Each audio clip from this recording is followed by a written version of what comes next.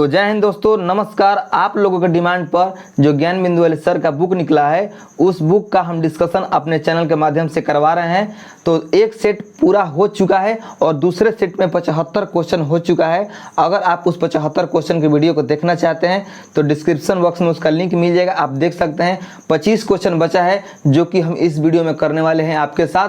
तो आप वीडियो में अंत तक बने रहिए, बहुत ही ज़बरदस्त डिस्कशन दिया गया है इसका। अगर आप एक बार देख लेंगे वीडियो को तो आप जान जाएगा कि हाँ, इसमें कितना अच्छा से डिस्कशन दिया गया है। अगर आपको वीडियो अच्छा लगेगा तो चैनल को सब्सक्राइब करके वीडियो को शेयर कर दीजिएगा कि जिन भाई के पास ये जो बुक है नहीं पहुंच पाया है, उसके पास ये मेरा PDF वाला वीडियो पहुंच जाए और ये बुक का तैयारी उनसे हो जाए और उनका रिजल्ट आ जाए। ठीक है, तो चलिए शुरू करते हैं 76 नंबर क्वेश्चन से, क्योंकि 75 नंबर क्वेश्चन पिछले वीडियो में हम कर चुके हैं 75 तक। ठीक है, तो 76 नंबर हमारा क्वेश्चन कह रहा है ब्लीचिंग पाउडर का रासायनिक सूत्र क्या है। तो ब्लीचिंग पाउडर का रासायनिक सूत्र होता है दोस्तों CaOCl2। ठीक है, तो आपका ऑप्शन नंबर बी इसका सही उत्तर हो जाएगा।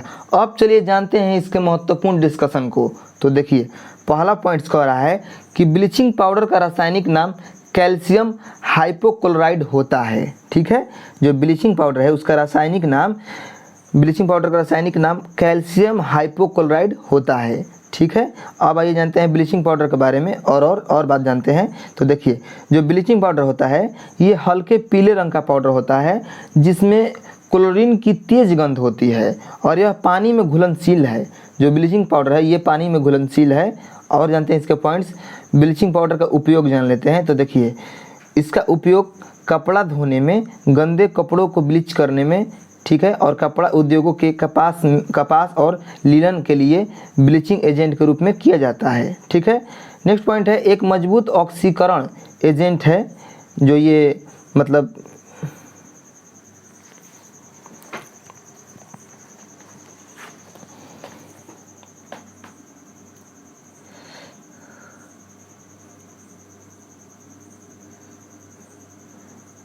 तो चलिए देखते हैं 76 नंबर क्वेश्चन। 76 नंबर क्वेश्चन कह रहा है ब्लीचिंग पाउडर का रासायनिक सूत्र क्या है। तो ब्लीचिंग पाउडर का रासायनिक सूत्र होता है दोस्तों CaOCl2, यानी ऑप्शन नंबर बी इसका सही उत्तर हो जाएगा। ठीक है, अब आइए जानते हैं इसके इंपॉर्टेंट फैक्ट्स को। तो पहला नंबर पॉइंट्स कह रहा है कि ब्लीचिंग पाउडर का रासायनिक नाम कैल्शियम हाइपोक्लोराइड होता है। ठीक है, कैल्शियम हाइपोक्लोराइड होता है। और ब्लीचिंग पाउडर के बारे में और कुछ जानते हैं। तो देखिए, ब्लीचिंग पाउडर का जो रंग होता है वह हल्के पीले रंग का होता है जिसमें क्लोरीन की तेज गंध होती है और यह पानी में घुलनशील होता है। जो ब्लीचिंग पाउडर है यह पानी में घुलनशील होता है। ठीक है, और भी इसके उपयोग जान लेते हैं ब्लीचिंग पाउडर का उपयोग। तो पहला पॉइंट कह रहा है उपयोग में कि इसका उपयोग कपड़े धोने में, गंदे कपड़ों को ब्लीच करने के लिए और कपड़ा उद्योगों में कपास और लिनन के लिए ब्लीचिंग एजेंट के रूप में किया जाता है। नेक्स्ट है यह एक मजबूत ऑक्सीकरण एजेंट है, इसलिए कई उद्योगों में ऑक्सीडाइजर के रूप में उपयोग किया जाता है। ठीक है, नेक्स्ट है इसका उपयोग यानी ब्लीचिंग पाउडर का उपयोग कीटाणुनाशक के रूप में किया जाता है। ठीक है, नेक्स्ट है इसका उपयोग पीने योग्य पानी बनाने के लिए, पानी को कीटाणु रहित करने के लिए किया जाता है। ठीक है, अब देखते हैं 77 नंबर क्वेश्चन। 77 नंबर क्वेश्चन कह रहा है एल्बो ज्वाइंट किस प्रकार का ज्वाइंट है। ठीक है, जो हाथ में एल्बो ज्वाइंट जिसे हम कोहनी कहते हैं, तो कोहनी ज्वाइंट जो है वह किस प्रकार का ज्वाइंट है। तो वह है आपका हिंज ज्वाइंट का उदाहरण। ठीक है, हिंज ज्वाइंट है कोहनी ज्वाइंट में। अब आइए जानते हैं इससे अच्छे तरीक़े से इसके महत्वपूर्ण पॉइंट्स को। तो देखिए, पहला पॉइंट्स कह रहा है कि इस प्रकार की संधियों की अस्थियां केवल एक दिशा में ही मुड़ती है। ठीक है, जैसे आप हाथ को मोड़ के देखिएगा, यह केवल ऊपर की ओर मुड़ेगा, आप इसको मतलब दोनों तरफ से नहीं मुड़ सकते हैं। ठीक है, जैसे कोहनी घुटना एक ही तरफ से ना मुड़ता है, दोनों तरफ से थोड़ी मुड़ता है। ठीक है, नेक्स्ट है सैडल संधि। तो सैडल संधि क्या है। तो देखिए, यह जो संधि है, यह ज्वाइंट जो है, संधि मतलब ज्वाइंट, और यह संधि जो है कंदुक खलिका संधि यानी बॉल एंड सॉकेट ज्वाइंट की भांति होती है। ठीक है, नेक्स्ट है दोनों में अंतर केवल इतना होता है कि न तो पूर्ण गेंद बनती है और न पूर्ण प्याला बनता है। इस प्रकार की संधि मनुष्य के अंगूठे में बनती है। ठीक है, नेक्स्ट है ग्लाइडिंग संधि यानी ग्लाइडिंग ज्वाइंट। तो ग्लाइडिंग संधि क्या है। तो देखिए, ग्लाइडिंग संधि यानी इस प्रकार की संधि में अस्थियां यानी हड्डियां जो है एक दूसरे से परस्पर फिसलती है। नेक्स्ट पॉइंट है, इस प्रकार की संधियाँ कशेरुकाओं के संधि प्रवर्ध के मध्य तथा रेडियस अल्ना एवं कार्पल्स के मध्य पाई जाती है। नेक्स्ट है खूटी संधि यानी पाइवोट ज्वाइंट। शरीर में जो पाइवोट ज्वाइंट है इसके बारे में जानते हैं। तो देखिए पहला पॉइंट है पाइवोट ज्वाइंट के बारे में कि इस प्रकार की संधि यानी इस प्रकार की ज्वाइंट में एक हड्डी यानी एक अस्थि खूटी के आकार में स्थित होती है तथा दूसरी अस्थि इसके ऊपर हिल डुल सकती है। ठीक है। नेक्स्ट पॉइंट है, इस प्रकार की संधि मनुष्य के द्वितीय कशेरुक के ओडोंटाइड प्रवर्ध तथा करोटी के मध्य पाई जाती है। ठीक है। अब देखते हैं 78 नंबर क्वेश्चन। 78 नंबर क्वेश्चन कह रहा है रक्त परिवहन तंत्र की व्याख्या किसने दिया है? तो ये दिए हैं आपके हार्वे यानी जो विलियम हार्वे हैं, इन्होंने रक्त परिवहन तंत्र की व्याख्या दिया है। ठीक है। अब आइए जानते हैं इसके महत्वपूर्ण पॉइंट्स को। तो पहला पॉइंट्स कह रहा है शरीर में रुधिर यानी रक्त यानी ब्लड, रुधिर का परिसंचरण सदैव एक निश्चित दिशा में होता है और रुधिर परिसंचरण का कार्य का जो है हृदय द्वारा संपादित किया जाता है। रुधिर यानी जो रक्त है यानी ब्लड है यानी रक्त परिसंचरण की खोज विलियम हार्वे ने की थी। ठीक है। नेक्स्ट है रक्त परिसंचरण तंत्र हृदय रुधिर एवं रुधिर वाहिकाओं से मिलकर बना होता है। ठीक है। रक्त का पीएच मान लगभग 7.4 होता है। नेक्स्ट पॉइंट है रक्त दाब मापने वाले यंत्र को स्फिग्नोमीटर कहा जाता है यानी जो हम आप जानते हैं बीपी नपवाते हैं उसको जो तो वो मशीन होता है उसी का नाम स्फिग्नोमीटर होता है। ठीक है। रक्त दाब यानी ब्लड प्रेशर। ठीक है। नेक्स्ट देखते हैं नेक्स्ट पॉइंट रक्त का कार्य। तो देखिए जो रक्त का कार्य होता है वह होता है रोगों से बचाव यानी रुधिर में उपस्थित प्रतिरक्षी विषैले बाहरी तथा असंगत पदार्थों को निष्क्रिय करके इनका विघटन कर देते हैं। ठीक है। नेक्स्ट पॉइंट है शरीर की सफाई टूटी फूटी मृत कोशिकाओं के कचरे या मलबे आदि का WBC भक्षण कर नष्ट करता है। ठीक है। नेक्स्ट है थक्का जमना। नेक्स्ट पॉइंट है घाव पर रुधिर के थक्का जमने से रुधिर का बहाव बंद होता है। नेक्स्ट पॉइंट है शरीर ताप का नियंत्रण जब अधिक सक्रिय भागों में तीव्र उपापचय के फलस्वरूप रुधिर का तापमान जो बढ़ने लगता है तो रुधिर यानी ब्लड त्वचा की रुधिर वाहिनियों में अधिक मात्रा में बहकर शरीर के ताप का नियंत्रण करता है। ठीक है। नेक्स्ट है चरक कनिष्क के दरबारी चिकित्सक थे। जो चरक हैं तो ये कनिष्क के दरबारी चिकित्सक थे चरक। और आपको बता दिया जाए कि जो चरक हैं ये प्राचीन भारत में आयुर्वेद चिकित्सा के प्रमुख योगदानकर्ताओं में से एक थे। नेक्स्ट पॉइंट है हैनीमैन ने होम्योपैथी की खोज की थी। तो आपको बता दें कि होम्योपैथी की खोज किसने की थी? तो हैनीमैन ने। ठीक है। नेक्स्ट पॉइंट है वैक्समैन ने स्ट्रेप्टोमाइसिन एंटीबायोटिक की खोज की थी। ठीक है। नेक्स्ट क्वेश्चन है 79 नंबर क्वेश्चन। 79 नंबर क्वेश्चन कह रहा है प्राकृतिक वर्ण। ठीक है। यानी नेचुरल सिलेक्शन का सिद्धांत किसने दिया है? तो यह दिया है चार्ल्स डार्विन ने यानी आपका ऑप्शन नंबर बी इसका राइट आंसर हो जाएगा। तो आप जानिए इसके महत्वपूर्ण पॉइंट्स को इस क्वेश्चन के। तो पहला पॉइंट्स कह रहा है कि चार्ल्स डार्विन ने बीगल नामक जहाज पर यात्रा के दौरान मलय द्वीप समूह तथा अन्य स्थानों में से एकत्र की गई सामग्री के आधार पर 1859 में स्पेसीज की उद्गम नामक पुस्तक लिखी। ठीक है। नेक्स्ट है डार्विन के अनुसार विभिन्न प्रकार के जीवों की उत्पत्ति जैव विकास से हुई तथा विकास मुख्य रूप से प्राकृतिक वर्ण के कारण होता है। ठीक है। नेक्स्ट पॉइंट है प्राकृतिक वर्ण जीवों में उपस्थित विविधता पर क्रिया करता है। इसके कारण सबसे अधिक उपयुक्त जीव ही जीवित रह पाते हैं और शेष जीव मर जाते हैं। ठीक है।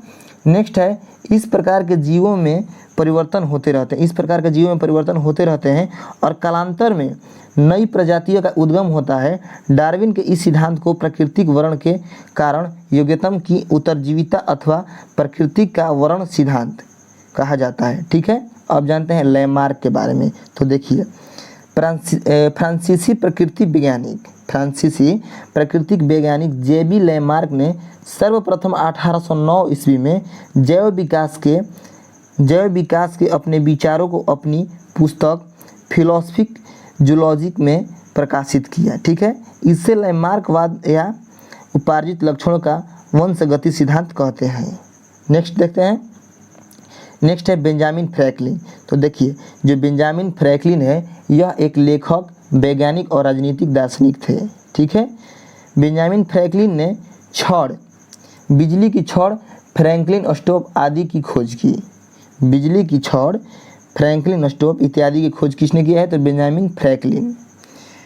नेक्स्ट क्वेश्चन है 80 नंबर क्वेश्चन। 80 नंबर क्वेश्चन कह रहा है अंधों के पढ़ने की लिपि को क्या कहा जाता है? तो अंधे के पढ़ने की लिपि को क्या कहा जाता है दोस्तों? तो ब्रेल लिपि कहा जाता है, यानी ऑप्शन नंबर सी इसका सही उत्तर हो जाएगा, ब्रेल लिपि। नेक्स्ट पॉइंट इसका देखते हैं, इस क्वेश्चन के पॉइंट्स को जानते हैं। देखिए, लुई ब्रेल ने, जो वैज्ञानिक थे लुई ब्रेल ने ब्रेल लिपि को प्रतिपादित किया जिससे नेत्रहीन छात्र पढ़ना और लिखना सीख सके। ठीक है, ब्रेल प्रणाली में 63 बिंदु पैटर्न या वर्ण है। ठीक है, नेक्स्ट पॉइंट है प्रत्येक वर्ण एक अक्षरों का संयोजन एक सामान्य शब्द या व्याकरणिक संकेत का प्रतिनिधित्व करता है। ठीक है, नेक्स्ट पॉइंट है इस प्रकार यह स्क्रिप्ट 6 बिंदुओं पर आधारित है।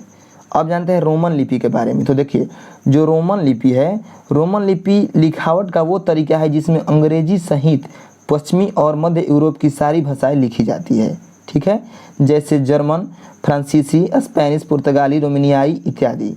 ठीक है, नेक्स्ट है देवनागरी लिपि। तो देवनागरी लिपि का पहला पॉइंट्स को जानिए। पहला पॉइंट्स कह रहा है भाषा वैज्ञानिक दृष्टि से देवनागरी लिपि अक्षरात्मक यानी सिलेबिक लिपि मानी जाती है। दूसरा पॉइंट्स कह रहा है देवनागरी को अक्षरात्मक इसलिए कहा जाता है क्योंकि इसके वर्ण अक्षर हैं, स्वर भी हैं और व्यंजन भी है। ठीक है, इसके अक्षर हैं, स्वर भी और व्यंजन भी। नेक्स्ट क्वेश्चन है 81 नंबर क्वेश्चन। 81 नंबर क्वेश्चन कह रहा है ध्वनि की तीव्रता निर्धारित होती है किससे? तो ध्वनि की तीव्रता जो है यह आयाम से निर्धारित होती है। अब आइए जानते हैं इसके महत्वपूर्ण पॉइंट्स को। महत्वपूर्ण पॉइंट्स में पहला पॉइंट्स कह रहा है आयाम ध्वनि तरंगों के आकार का एक मापक है। जो आयाम है ध्वनि तरंगों के आकार का एक मापक है। ठीक है, नेक्स्ट पॉइंट है दूसरा पॉइंट, यह ऊर्जा की मात्रा पर निर्भर करता है तथा जिसने तरंगों को शुरू किया है। ठीक है, नेक्स्ट पॉइंट है अधिक आयाम वाले तरंगों में अधिक ऊर्जा और अधिक तीव्रता होती है, इसलिए वे जोर से आवाज़ करते हैं। नेक्स्ट पॉइंट है ध्वनि की तीव्रता ध्वनि तरंगों की तीव्रता को संदर्भित करती है, यह कंपन के आयाम पर निर्भर करता है। ठीक है, नेक्स्ट है नोट में दिया गया है जब ध्वनि एक माध्यम से दूसरे माध्यम में जाती है तो ध्वनि की चाल तथा तरंगदैर्घ्य बदल जाती है जबकि आवृत्ति नहीं बदलती है। ठीक है, तो यहाँ से आपका क्वेश्चन ये आता है कि ये बताइए कि जब ध्वनि एक माध्यम से दूसरे माध्यम में प्रवेश करती है तो ध्वनि का क्या बदल जाता है? तो आपका ऑप्शन रहेगा आवृत्ति, तरंगदैर्घ्य या आयाम। तो आपको मारना है आवृत्ति, आवृत्ति नहीं बदलता है। ठीक है, अतः किसी माध्यम में ध्वनि की चाल ध्वनि की आवृत्ति पर निर्भर नहीं करती है, ध्वनि अनुदैर्घ्य तरंग होती है। ठीक है, अब देखते हैं 82 नंबर सीड्स क्या है। तो जो सीड्स है ये एक घातक मृत्यु रोग है। ठीक है, सीड्स जो है ये घातक मृत्यु रोग है। ठीक है, और ये रहा आपके सीड्स का फुल फॉर्म, आप देख सकते हैं यहाँ पर सडन इन्फेंट डेथ सिंड्रोम। अब हम देखते हैं नेक्स्ट क्वेश्चन, नहीं इसके और भी पॉइंट्स है उसको देख लेते हैं। देखिए, अचानक शिशु मृत्यु सिंड्रोम, मौत, पहले साल में बच्चे की अचानक अप्रत्याशित और अस्पष्टीकृत मौत है जो आमतौर पर नींद में अज्ञात कारण से होती है। ठीक है, नेक्स्ट पॉइंट है सीड्स सामान्यतः बच्चों को पहले 6 महीने में सबसे ज़्यादा प्रभावित करती है और यह 2 से 3 महीने की उम्र में चरम अवस्था में होती है। ठीक है, और भी इसके महत्वपूर्ण पॉइंट्स है उसको आप पढ़ लीजिएगा। ठीक है, जो एकदम पूरा परीक्षा के दृष्टिकोण के महत्व से है, महत्वपूर्ण है परीक्षा के दृष्टिकोण से, कि मतलब संभावना है कि परीक्षा में आएगा ही आएगा, उसको हम ज़्यादा फोकस कर रहे हैं। और जिसको मतलब ज़्यादा नहीं है कि ये नहीं आ सकता है तो उस पर हम ज़्यादा फोकस नहीं कर रहे हैं। ठीक है, और जितने भी महत्वपूर्ण पॉइंट्स है उस पर हम फोकस कर रहे हैं, आप लोग वीडियो में देख सकते हैं। तो 83 नंबर क्वेश्चन कह रहा है पित्त का कार्य क्या है? तो पित्त का कार्य होता है दोस्तों वसा का एमल्सीकरण। ठीक है, अब आइए इसके महत्वपूर्ण पॉइंट्सों को जानते हैं। तो पहला पॉइंट्स कह रहा है पित्त रस यकृत द्वारा यानी लीवर द्वारा स्रावित होता है, जो पित्ताशय में संचित रहता है। जो पित्त रस होता है यह लीवर द्वारा स्रावित होता है और यह पित्ताशय में संचित रहता है पित्त रस। ठीक है, नेक्स्ट पॉइंट है पित्त रस है यह गाढ़ा हरे पीले रंग का हल्का क्षारीय द्रव होता है। ठीक है, नेक्स्ट पॉइंट है पित्त रस में कोई भी पाचक एंजाइम नहीं पाया जाता है। ठीक है, नेक्स्ट पॉइंट है पित्त रस में पित्तवर्णक जैसे बिलिरुबिन, बिलिवर्डिन इत्यादि पाए जाते हैं। ठीक है। नेक्स्ट पॉइंट है पित्त रस में उपस्थित 2 लवण सोडियम ग्लाइकोलेट तथा सोडियम टोरोकोलेट भोजन में उपस्थित वसा को जल के साथ मिलाकर छोटी छोटी बूंदों में तोड़ देते हैं, जिसे वसा का इमल्सीकरण कहते हैं। ठीक है। अब आइए जानते हैं वसा में घुलनशील विटामिन कौन कौन से हैं। तो वसा में घुलनशील विटामिन जो है वह है vitamin A, vitamin D, vitamin E, vitamin के। ठीक है। कि अवशेषण में भी पित्त रस की महत्वपूर्ण भूमिका होती है। ठीक है। यदि किसी व्यक्ति का पित्ताशय निकाल दिया जाए तो उस व्यक्ति में वसा का पाचन सामान्यतः नहीं हो पाता है। ठीक है। नेक्स्ट पॉइंट है यह भोजन में आए हानिकारक जीवाणुओं को नष्ट करता है। जो पित्त रस है ये भोजन में जो हानिकारक जीवाणु जाते हैं उनको नष्ट कर देता है। ठीक है। 84 नंबर क्वेश्चन कह रहा है एटिनिल किस लिए प्रयोग किया जाता है। तो आपका सही उत्तर हो जाएगा रक्तचाप घटाने के लिए। जो एटिलिन का प्रयोग होता है वह होता है रक्तचाप को घटाने के लिए। ठीक है। अब आइए इसके महत्वपूर्ण पॉइंट्स को जानते हैं। पहला पॉइंट्स कह रहा है कि एटेनोलोल एक बीटा अवरोधक है जो विशेष रूप से दिल पर काम करता है। ठीक है। अब और भी महत्वपूर्ण पॉइंट्स है उसको जान लेते हैं। कह रहा है यह अंग में रक्त प्रवाह को बेहतर बनाने के लिए हृदय गति को धीमा करता है और रक्त वाहिकाओं को आराम से काम करता है। ठीक है। नेक्स्ट पॉइंट है इसका उपयोग उच्च रक्तचाप और अनियमित दिल की धड़कन के इलाज के लिए किया जाता है। ठीक है। 85 नंबर क्वेश्चन कह रहा है यूरेनियम का कौन सा आइसोटॉप न्यूक्लियर रिएक्टर में होने वाली श्रृंखला प्रतिक्रिया को जारी रखने की क्षमता रखता है। तो आपका सही उत्तर हो जाएगा यूरेनियम 235 यानी ऑप्शन नंबर सी इसका सही उत्तर होगा। ठीक है। अब आइए जानते हैं इसके महत्वपूर्ण पॉइंट्स को। तो देखिए पहला पॉइंट्स कह रहा है कि यूरेनियम के समस्थानिक। यूरेनियम के 3 समस्थानिक है। कौन कौन से। यूरेनियम 234 जिसका परमाणु संख्या होता है 92, यूरेनियम 235 जिसका परमाणु संख्या होता है 92। ठीक है। और यूरेनियम 238 इसका भी परमाणु संख्या होता है 92। ठीक है। तो इसके 3 समस्थानिक है यूरेनियम 238, यूरेनियम 235 और यूरेनियम 234। ठीक है। नेक्स्ट पॉइंट है प्रकृति में सर्वाधिक मात्रा में यूरेनियम 238 पाया जाता है जिसका प्रतिशत 92.28 है। ठीक है। जबकि यूरेनियम 235 0.71% पाया जाता है तथा यूरेनियम 234 0.006% ही पाया जाता है। ठीक है। यूरेनियम के समस्थानिक यूरेनियम 235 का उपयोग परमाणु भट्टी के ईंधन के रूप में किया जाता है। ठीक है। नेक्स्ट पॉइंट है यूरेनियम के कई समस्थानिक विखंडन से होकर गुजर सकते हैं लेकिन यूरेनियम 235 अधिक आसानी से विखंडन करता है। समस्थानिकों की तुलना में प्रति विखंडन अधिक न्यूट्रॉन उत्सर्जित करता है। नेक्स्ट है जब एक न्यूट्रॉन आइसोटॉप यूरेनियम 235 के एक परमाणु के नाभिक से टकराता है तो यह उस नाभिक को 2 टुकड़ों में विभाजित कर देता है जिनमें से प्रत्येक में से एक नाभिक होता है जिसमें मूल नाभिक के लगभग आधे प्रोटॉन और न्यूट्रॉन होते हैं।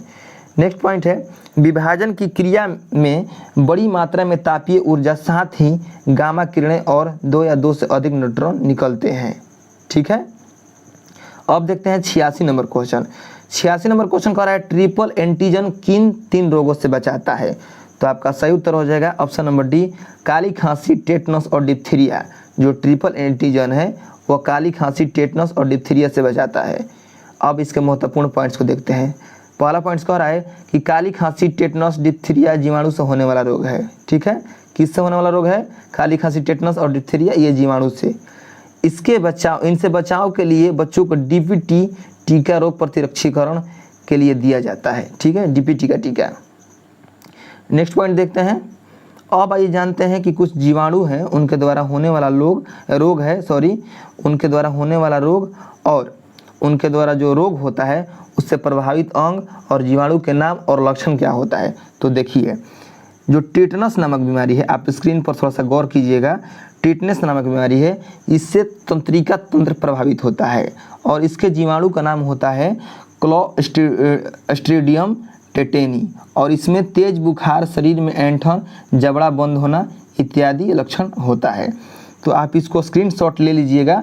ठीक है। आप इसको स्क्रीनशॉट ले सकते हैं और पूरा का पूरा ये इंपॉर्टेंट रहने वाला है पॉइंट्स। आप इसको लिख सकते हैं कहीं अपने कॉपी में नोट कर लीजिएगा।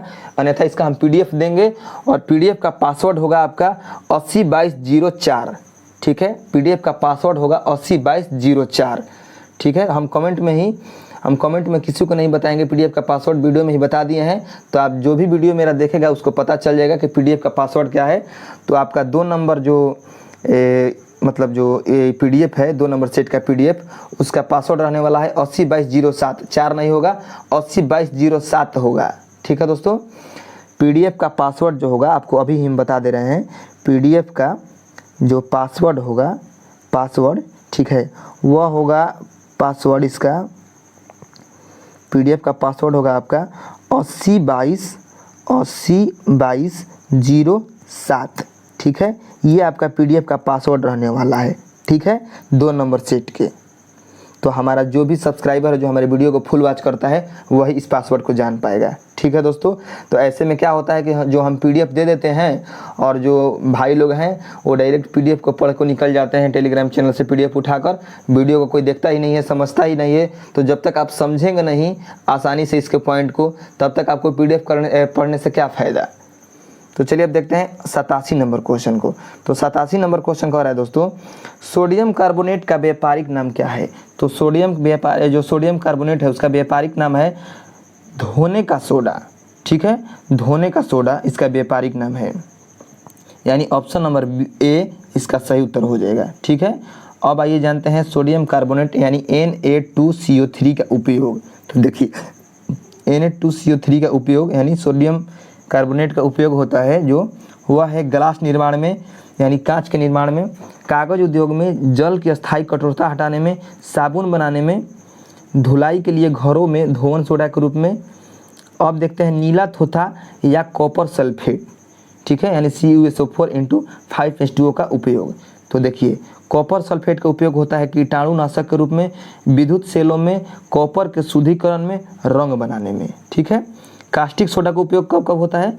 तो साबुन, कागज, कृत्रिम रेशे के निर्माण में, पेट्रोलियम के परिष्करण में, बॉक्साइट के शुद्धिकरण में, शुद्ध वसा एवं तेलों के निर्माण में, प्रयोगशाला अभिकर्मक के रूप में। ठीक है, नेक्स्ट है सिंदूर। तो देखिए जो सिंदूर का रासायनिक नाम है, रासायनिक सूत्र है वह है HGS यानी बड़ा वाला H और छोटा वाला G और बड़ा वाला S, ये इसका रासायनिक सूत्र होता है सिंदूर का। ठीक है, नेक्स्ट पॉइंट है, इसे रसायन विज्ञान में मर्क्यूरिक सल्फाइड के नाम से जाना जाता है। सिंदूर को मर्क्यूरिक सल्फाइड के नाम से भी जाना जाता है।